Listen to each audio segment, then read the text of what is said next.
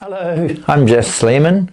This is the second part of restoring health through traditional medicine, and I'm going to be talking about the Western approach to health and also compare it with the traditional approach to health. The modern medical perspective on health is very, very centered on well-being, on people feeling good. And hence the reason why most of the medication that's prescribed is to counter what the body is doing in what we would call acute illness or chronic illness. So when people feel bad, they feel pain, they feel dysfunction, if dysfunction occurs, that would be, from a modern medical point of view, actually the body going wrong. That's disease. That's not health. So health is actually feeling good, everything good. But also something that's occurred in the past 30 or 40 years is, thanks to modern medical science in microscopy and looking at more and more smaller things that we can't actually see in our world, is you're getting various assays. So doctors, scientists, medical scientists over the years have looked at blood. They take your blood and they analyze it, blood indices.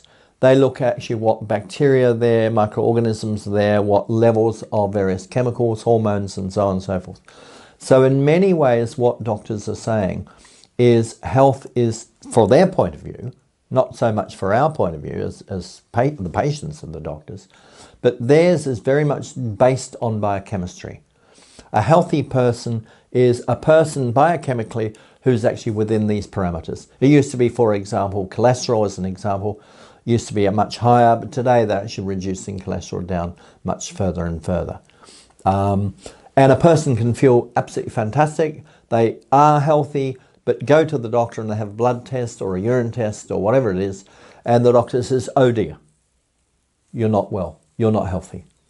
And so this is a bit of a clash. It's the biochemical, it's the microscopic world that more and more the medical profession is getting caught up in. I do remember actually getting a little confused about an issue with the Australian Bureau of Statistics. And I think as I recall, the statistics were something like 87% of the people who had been polled had one or more health conditions, diseases. And yet actually of the same people, close to 80% rated their health as good to excellent. And I did phone up to find out, to get a clarification. What came of it was the lady I was speaking to said that she didn't understand what my difficulty was. She had a daughter who was diabetic, but she was very, very, very healthy. And I realized actually her daughter felt very well and hence equals healthy. But in actual fact, with diabetes, she's not healthy. And so I realized that she feels well. So the number one, from our point of view, and you just find it in the general public, people will say, I'm really healthy. And they may be taking all sorts of medications to actually counter all sorts of functional problems that they're encountering. In traditional medicine, health has always been about being connected. And whatever happens to your body, it's basically very much about being connected to that. Whether it's actually what you would say is you're starting to get aches and pains and inflammation, a disease, that is part of the health. It's also the ability of you as an individual and your body to go from the yin and yang, to be able to actually cope, not just cope, but to actually thrive, to grow in the coldest times and the hottest times, in the most overcrowded times and the most desolate times, in the most mood elevating times and the most mood depressing times. It's the ability actually for us as human beings, or animals do the same, to go from the human condition of what we are as human beings, the ability to basically find a central pivot point. It's a fulcrum.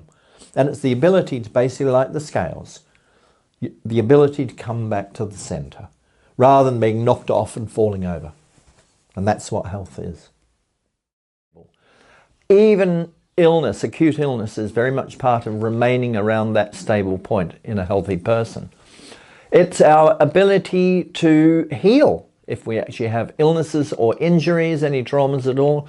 It's our ability to have different types of diets. For example, wintertime would, in traditional medicine, elicit a totally different diet to a summertime diet, and different plants are available. It's the ability of a person to functionally respond appropriately. So, for example, if a person goes to Bali or to Delhi in India, and they're encountering new foods, new microorganisms in the foods, in the air, and so on and so forth. And one of the things a lot of Western people get is the Bali belly or the Delhi belly. And that's basically diarrhea as a response. Now, yes, that's an appropriate response, as long as the body has the ability to come back to the center, to not have the adaptation causing a really dysfunctional, extra functional activity all the time. In other words, you've got diarrhea all the time you're on holiday. If your body can come back to the center, that is actually an indication of health. Psychologically, the aspect of health is identified in our ability for the changes that occur in our world to respond appropriately. So, for example, everyone in the world, actually, and even animals, die, and the result is that often people, in fact, all people should be going through grief.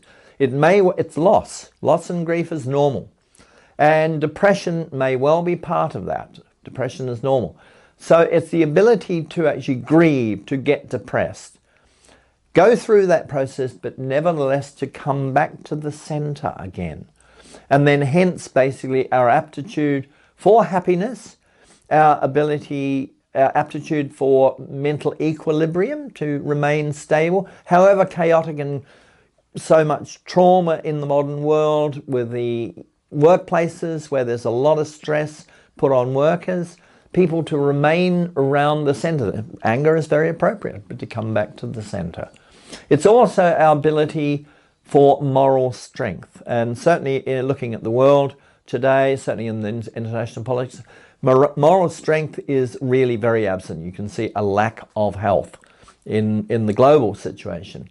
It's also our ability as human beings to struggle, whatever we actually choose to do, to struggle, to create, and to love. And ultimately, it's very much about as human beings, our ability to be truly who we are and to reach our full human potential. The concept of health includes illness part of it's like the journey to perfection. So what it means is there's the group of people who are healthy, and there's the people who are sick, unhealthy. It is basically when a person is going through an illness, a disease, the physician, the herbalist would actually recognize, okay, this person is going through an extra functional activity. An extra functional means, for example, let's say you get dysentery, bowels, you get the runs. All of us actually have bowel motions, and we should have them every day, maybe 2 or 3 times a day. But if somebody's got liquid stools, and it's pouring out of their body, and it may be actually every 10 minutes or an hour or every couple of hours. The bottom line is that is an extra functional. It's not a normal function. Instead of getting 1 or 2 a day, you're getting 20 a day. And instead of being actually more solid, they're absolutely coming out as the squits. That is an extra functional activity. And that's really what the physicians are saying. The extra functional activity is a good sign. If it happened to be a person who doesn't get any bowel movements for 14 or 15 days, and I have had patients like that, I would be instantly alert to the fact that this is also an extra functional shutdown. The bowels have shut down and organ elimination isn't working. What's going on? And I would be addressing that, and I'd be realizing that because the bowels are no longer working, where are all the metabolic wastes, particularly actually from the liver and the kidneys, where are they going? They're coming through other organs. The waterworks, the urinary tract. It's probably coming through the skin. It's coming through the mucosa. It's probably coming through the lungs. It may even be that the person starts vomiting, another organ of elimination. For women who are menstruating, it can come through the uterus. in the menstrual blood.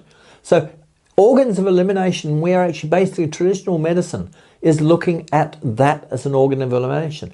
And if it suddenly shuts down, it's not a disease, it's a functional problem. It's a functional problem. Why is it doing it? We don't know. We have to find out from the patient what's gone on. I mean, fear and so on and so forth have a major effect on the bowel. We know that. It's very much basically what's happening is the parasympathetic nervous system is just dominating. It's just paralysis. So we can use the Western physiology. We do use it. You know, if you get the fight and flight, we know this with, say, just leaving it with the bowels, if the fight and flight kicks in, what typically happens, and people in wartime often get it, is basically they wet themselves, they shit themselves, and they're much lighter, an appropriate response to actually absolute full-blown terror. They're lighter, they can run away. So these are things that we look at from a traditional medicine point of view and say, okay, I can see what you're getting. You're getting the fight and flight squits and actually waterworks actually pumping out water. But what's going on? And so also as traditional physicians, we would be looking at the human psyche. You can't exclude it. We're mind, breathing, body creatures. We're not just the body. One of the things I will say about modern medicine actually has its forte, no doubt about it, its strength, no doubt about it. When you've got life-threatening acute illnesses, it does. Its real strength lies in that. If it's life, and not only life-threatening, but also irreversible tissue threat. So, for example, if you've got a heart problem, and if your heart goes, you're dead. If you've got a brain problem, brain goes, you're dead. If you've got a retinal problem in your eye, if it goes to full-blown inflammation, you lose actually the sight.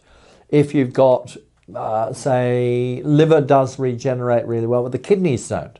So you've got a nasty kidney disease, the regeneration of the kidneys. So really, Western medicine is brilliant when there are life-threatening or irreversible tissue threatening, could be actually the inner ear. Yes, I would actually, for example, some people actually would get with an ear, they may get actually inflammation, and they get inflammation and fluid buildup. Now, in the fastest thing to actually get rid of that would be basically, it depends what you've got. If it's a virus, yes, we don't have the antivirals to deal with, but you can remove the fluid with diuretics. In Chinese medicine, it's nowhere near as strong. Herbs are not as strong. We could use them, they would call it in Chinese medicine, drain the dampness.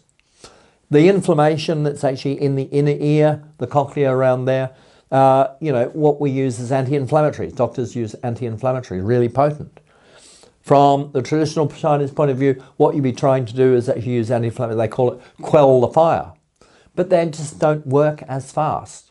And so what you can do, if you've got somebody with an inner ear infection, say a viral infection, you can actually drain the dampness, quell the fire with the modern drugs, and it may well save that person's hearing. With the traditional herbs, too slow, not high enough dosage, and the chances are they will actually lose the hearing. So that's the forte of Western medicine. Also, as far as modern trauma is concerned, any trauma, injuries, modern medicine, and not just modern medicine, but actually traditional medicine everywhere, has always made huge strides in techniques, surgical techniques with war. So during the issues actually in Northern Ireland, when there were bomb blasts in Northern Ireland, the best physicians in the world were the people, the surgeons in Northern Ireland. In Vietnam, it was the American surgeons. The bomb blast, so soldiers coming back to the camp, they were actually doing all sorts of risky, to keep the person alive, to save a limb, to save an eye, to save whatever. That's the strength of Western medicine. Western medicine has brilliance as far as surgery is concerned. If there's actually likely to be irreversible damage, if there's likely to be basically, and obviously, you know, if people can actually basically repair some of those internal organs, heart surgery and so on and so forth. But the weakness of Western medicine, from my point of view, is the chronic and increasing levels. The statistics are horrendous. The increasing chronic illness in the West. It's become the norm to be sick.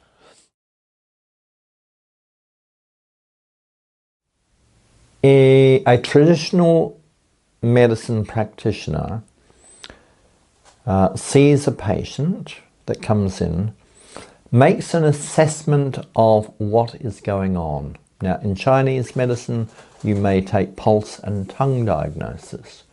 I can do the same actually in Ayurveda. You're taking a case history. You're listening to the person.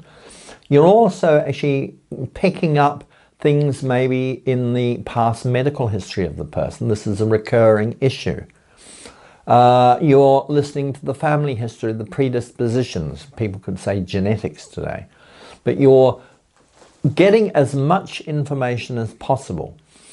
And then what you're doing is you don't necessarily have to actually put a diagnosis on it, a Western diagnosis. I mean, Chinese will have, you know, this is spleen qi deficiency. What does that mean? Digestive issues. And I use Chinese medicine. I use Ayurveda, so the various doshas, the Vata, Pitta, Kapha, the very elements, the hot, the wet, the cold, the dry, the airy. These are aspects of the physician's diagnosis, traditional diagnosis. But really what the physician is trying to do is assess what will improve. The person's certainly going through, you know, an illness, a disease. It's a change. It's not the body going wrong, it's a change. And obviously when the person's got that illness, they can't actually go from yin to yang. They can't actually basically go and run a marathon. They can't stay up for 10 nights on a row. They have a limited ability. They're probably actually very tired. They probably feel actually pain, so they can't do certain things. Now, all of these things are a natural part of the body's ability to remove something. And so what we are doing as physicians, the herbal physicians, is looking at this and assessing, is this, for example, in an organ of elimination? And we will boost, if it's one organ of elimination is not working well, we can turn on slightly other organs of elimination. We also have to look at the cardiovascular system. If there's poor circulation going to an area, then obviously it's not going to be nourishing. It needs to be nourished in the removal of the waste. So we can actually turn on various aspects of the cardiovascular. We can turn on the arteries. We actually have herbs specifically for the arterioles, for the arteries, for the venules, for the veins, larger veins. We have remedies for the heart itself, and we have remedies actually for the lymphatic tissue. Now, all of these things are part of the cardiovascular system. We also are actually looking at the hormones, so it may well be, and these things take time. Hormones actually work very slowly. Eliminative organs work quickly. So we're actually targeting things, maybe it's to the thyroid, maybe it's the ovaries, the testes, maybe it's to the pineal gland, whatever it is, maybe it's the pituitary gland. We have herbs. We know that herbs that actually work on those things. And often what they are is nourishing. We're yin nourishing those organs. So we're expecting not a major change within 3 weeks on those long-term things like hormones. With the cardiovascular system, the circulation, we would expect within 3 weeks actually changes in how a person feels as far as circulate, whether warmer or colder. We would expect that. As far as the eliminative organs, we would expect a major change within 3 weeks. We would expect that. We would actually expect to see these changes because we've learned that basically slow-acting organs like the hormones need slow-acting remedies. And they're yin. The fast-acting organs like the eliminative organs, the hollow organs, need higher doses and they respond far more quickly. And that's very much how we work it.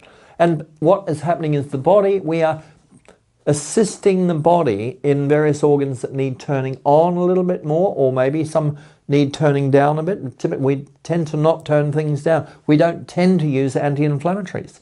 If a person's got inflammation, we're actually trying to cleanse. We're really pushing an awful lot of energy into the lymphatics. That's how the body cleanses. We're actually pushing a hell of a lot of energy into the veins, the venules. We've got herbs that work on the right side of the heart. Just to give an example here, let's say a person comes to us and they've got a heart problem and a lung problem. Let's say they've got a lung problem. Now, what we as herbalists will do is, okay, the lungs is basically feeds in the right side of the heart, feeds into the heart. That's where it gets basically the right side of the heart basically feeds into the heart. That's how you oxygenate the tissues. So what we are doing is we know that if anybody has a cardiovascular heart blood vessel issue, or they have a lung issue, or they have a kidney issue, they're all going to be related to the other two organs. So if it's kidney, we know the heart and the lungs. If it's the heart, we know the lungs and the kidneys. If it's the lungs, we know actually the kidneys and the heart. And we have remedies to basically assist those two organs, not to push them, but to assist the body. And that's how we work it. So if, say, for example, the heart is actually struggling, what we will do is we use the herb, the American Indian herb, Appalachian Mountain herb, golden seal, Hydrastis canadensis. And it works on the right side of the heart. And it works brilliantly to get circulation basically moving through for the oxygen, to help oxygenate the blood. And we're doing that. And then we, at a very small amount, we can use cayenne to stimulate basically both sides of the heart. So we can use chili pepper, the capsicum minimum. We can use actually just as a general nourishing and something that targets the heart. What we can do is actually basically give hawthorn berries. Hawthorn berries targets the heart. So one of the issues in herbal medicine is we have herbs that target certain parts of the body. The brain, the skull cap, black horehound.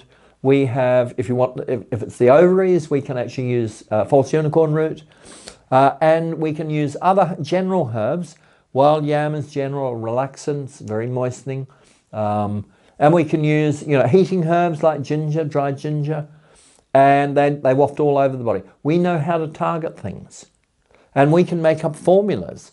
A formula can actually end up with about 30 or 40 different herbs in a 100 ml bottle, maybe taking drops. And that will actually have an effect on the patient. And it has an effect gently over time. Within 3 weeks, I would expect major changes.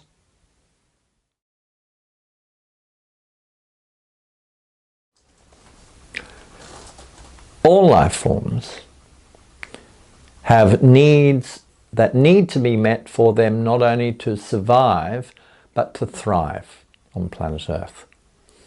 And as far as humanity is concerned, we have certain needs. The reference point that I use for the human needs is a concept that I call the human continuum. The human continuum is basically how long we have been on planet Earth. What did we evolve to be, and what were our needs? How was our needs met? Now, the evidence is possibly we've been on the planet for, in some form or another, Homo habilis, the handyman, for around about 4 or 5 million years. And Homo erectus, and certainly us, the Homo sapiens, the wise man, curiously, ironically. Homo sapiens, possibly, say, for 180,000 years, most of the time we've spent as hunters and gatherers. And so our bodies are geared to expecting certain things in the environment. Hence, if you look at actually what we've got with our eyes, we actually seem to be creatures that work really well with daytime vision. We're hopeless at nighttime. Well, there are creatures, the carnivores are really good at night, but we are daytime creatures. And that's why you find automatically we have certain needs for sleep. It's during the dark times when it's dark. And obviously, according to the seasons, if it's summertime, there are fewer light hours, dark hours. And in the wintertime, there are longer dark hours, so more sleep in wintertime. As far as foods are concerned, our bodies are geared to eating wild foods. And the foods would have been actually over 200 or 300 species of plants in a year. We didn't have any staples. We didn't have any grains. We didn't have any tubers that we were growing all year round. We collected stuff, the foods, as we moved, just like wild birds, wild animals do today. And so what we would have done is basically eaten huge numbers of plants. One of the benefits of actually taking herbal medicine is you're increasing the number of wild species of plants that you're eating in a year. And so plants, we didn't eat modern hybridized grains. And there are problems with those. I'll deal with later on in the series. We ate wild fruit. We did eat wild animals, if we could collect them. Those wild animals weren't raised basically in confined feeding lots, eating grains. They were wild animals roaming around. So as hunters and gatherers, we would have drunk wild water. Wild water from rivers, from lakes. There was no contamination, obviously. There were no chemicals, man-made chemicals at the time. And one of the interesting things with water is when water is flowing in rivers or streams, and you can have a look at it, and you see the water actually flowing down, you'll see little whirlpools, little eddies occurring. Now, what we do know today is that the vortices are actually imploding water. And it is changing. First of all, what it does is it cools the water. And the water is around about 4 degrees Celsius, which is what the fridge is. Perfect. But what it also does is it structures the water. And that structured water gets, when you're drinking, it gets into you. And you'll find people who actually may be using various mechanisms to create structured water. It is far more empowering to the human body. We're 75–80% water. The other thing is air. One of the needs, the major needs of the human body is the need for air.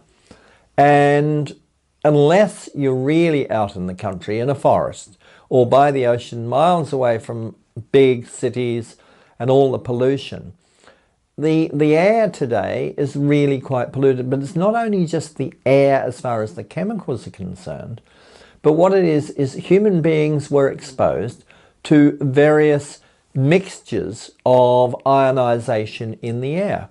And today we know that positive ionization, which occurs when there's a lot of pollutants around, positive ionization, people will know all around the world, when the devil winds, the irritating winds, the chinook, the fern, the mistral, or the automne in France, sirocco in Australia, the northwest winds, the northerlies, when they blow off the desert, all of these things, even New Zealand, the nor'westers, create irritation in the community. People become irritated. Now, the more plants you've got around, the more moisture you've got around, the more water, lakes and so on and so forth, that tends to create negative ions in the water. It connects negative ions in the air.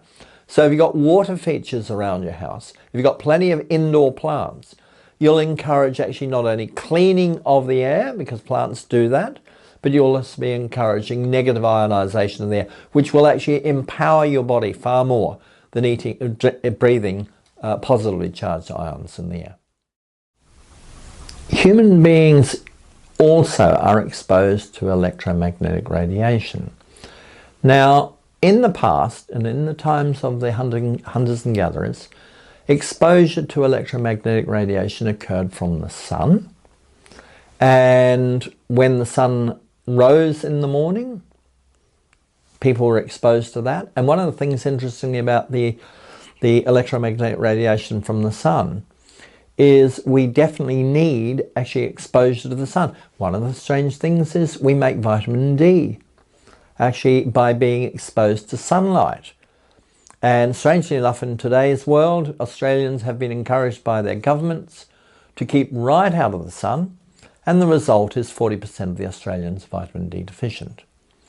So sunlight is a really important part of the human continuum. It's part of human need. And it goes into vitamin D. But also, what happens is when the sun went down over the horizon, then there was virtually no electromagnetic radiation. There was another aspect I will mention here as well that actually did occur with human beings, and that was a thing that was identified by a German high school teacher, Sleeman. And he identified these resonances. And hertz means basically the frequencies per second, the up and down of an electromagnetic wave. And he identified that there were a cluster of waves going from around about 2 hertz up to about 60 hertz. And they're called the Schumann resonances. And the Schumann resonances arise, strangely enough, from the effect of lightning strikes, the effect of the ionosphere there, and build up of electrons in the atmosphere, bouncing, going to Earth as lightning, and bouncing backwards and forwards through the ionosphere. And the Schumann resonance is an important part of our normal exposure. It is an important part. Today, the Schumann resonance has been completely drowned out by our modern civilizations. We're fully electrified since the late 1890s, when Edison lit up New York. We've bombarded ourselves with electromagnetic radiation 24 hours a day. There's an aspect to electromagnetic radiation that goes back to the hunters and gatherers. When the sun did go down over the horizon, the pineal gland that we now know inside the brain, the pineal gland is an organ that responds to light. And even if we keep our eyes closed, it still responds to light. What it does is when the sun goes down when it gets dark, before Edison lit up New York, the pineal gland would start pumping out a hormone called melatonin. And melatonin has 2 attributes. One is it makes us feel sleepy, going into sleep, going into dark. And so anybody who has insomnia may well find that electromagnetic radiation 24 hours a day is interfering with basically it's stopping the pineal gland from pumping out melatonin. Melatonin also cleans the brain of metabolic waste, of toxins. And because so many people now have Wi-Fi in their houses, mobile phone towers up the road, and quite honestly, anybody who lives less than 200 meters from mobile phone towers is probably actually dampening down the melatonin from their pineal gland while they're at home. And those things, that's another aspect to one of the human needs, is the need, yes, for electromagnetic radiation from the sun only in the daytime, and virtually nothing at night time except the Schumann resonances.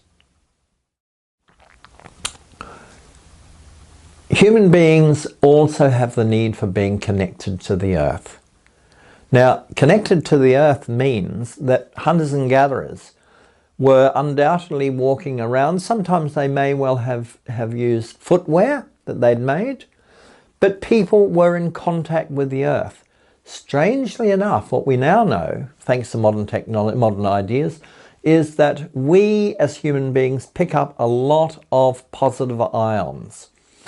And if you have rubber boots, it's not going to earth, it's not going to go down to the ground. If you're living on a concrete slab, the house is on a concrete slab, you're picking up positively charged ions from all of the chemicals, the plastics and so on and so forth in your house. It's not going. So one of the recommendations is go out onto your lawn half an hour before you go to bed, if you can, or go out to a lawn and see if you can walk on damp lawn or get a hose and wet the lawn or a bit of water. You need to basically earth yourself. You can do it going down to the ocean, walking, having a paddle. But earthing is really important. Some people actually even now call it walking barefoot earthing. It's really important. You'll also get it from being in contact with plants in the garden. Not necessarily you have to go around hugging trees, but if you do actually touch trees, that effect will also happen. There is also the need for us as human beings to be in contact with our tribe, with our people. Now that means if you have a look at tribal people, one of the things they did do was they did a lot of dancing, they did a lot of communication, they used to sit around campfires or sit around in circles and they would tell stories. Now, telling stories is very much part of our traditions in every culture. It's the story of successful and unsuccessful. It's the story of myths and fairy tales, of legends. These are the things that every person learned. It's not actually looking at something that came out of Hollywood. some sort of soapy, with every 10 minutes another commercial. It's actually listening to people's stories. It's about the people themselves being raconteurs or shanakees, as the Irish would call them. Basically people who can actually tell stories. It's also people who can actually make music. So playing musical instruments rather than actually anything that's just recorded and you're listening to the CD or listening to the tape, but basically playing your own music. These are part and playing it to the tribe. It's also what you will see with tribal people is they dance together, they touch together. And so part of being a tribal creatures as we are is dancing, moving, shouting, laughing. And today what has happened, you will see, is people are more and more isolated. The communication is through Wi-Fi, through the iPhones or whatever it is, and they're not connecting. That's the problem. Lack of connection. Remember, actually, the ultimate thing from West or the traditional medicine, health is about connections, it's about relationships. Relationships with everything, including people, including your loved ones.